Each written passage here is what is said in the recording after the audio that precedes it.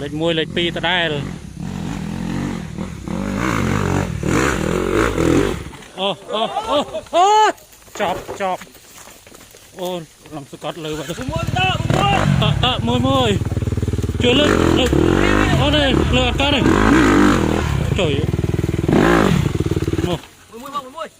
môi cục sơn đấy không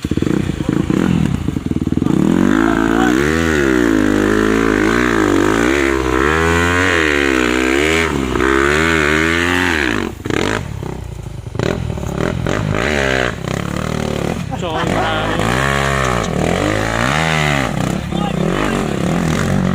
nâng man này chùm niên men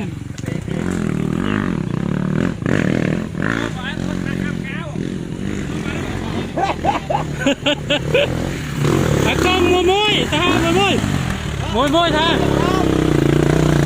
tích chụp toàn đây chui tha trời ơi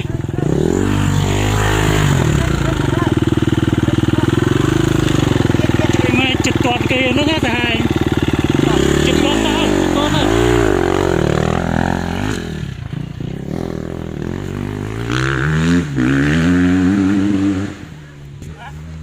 đua tổng tin nè ơi và con đua ai toàn nó đua